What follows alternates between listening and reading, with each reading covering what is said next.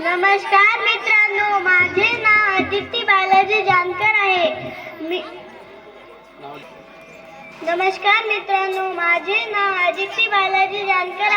मी इयत्ता 5वी मध्ये शिकते. माझ्या शाळेचे नाव जिपू उच्च प्राथमिक शाळा चिखली खुर्द आहे. मी तुमच्या समोर एक पात्री नाटक सादर करणार आहे. माझ्या नाटकाचे नाव आहे मी मोबाईल बोलतोय. ट्रिंग ट्रिंग ट्रिंग ट्रिंग ट्रिंग ट्रिंग. अरे आत्ता कोणाचा फोन आला असेल बरं, बघतेच जरा. अरे मोबाईल कॉलिंग. हॅलो, कोण बोलतंय? हॅलो, मी मोबाईल बोलतोय. अरे मोबाईल दादा, तू कसं काय बोलणार?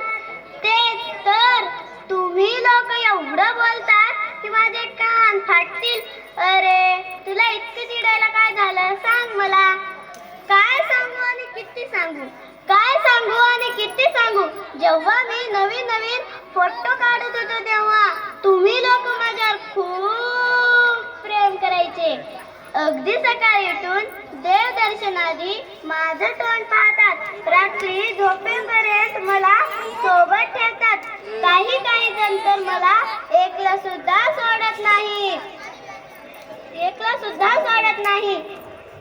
डॉक्टर किती वेळ सांगते, जास्त मोबाईल बघितल्याने डोळे खराब होतात.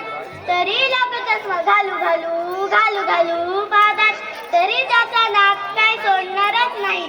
वेगवेगळ्या कारणांसाठी ही पब्लिक पाहून मला खूप आनंद झाला.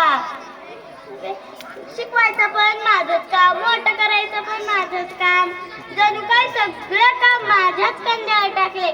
रडत आहे दे मोबाईल, खेळायला जायचंय दे मोबाईल, जेवायचं आहे दे मोबाईल, झोपायचं आहे दे मोबाईल. मी पाहतो की माझ्याकडे शिकण्यासाठी भरपूर काही आहे, पण मुलं नुसतं माझ्या संग गेम खेळत असतात. या वयात त्यांना छान व्यायाम करायला पाहिजे, धावायला पाहिजे, मित्रांसोबत पालकांसोबत छान गप्पा गोष्टी करायला पाहिजे. मला पालकांना एवढंच सांगितलं आहे की मला सोडून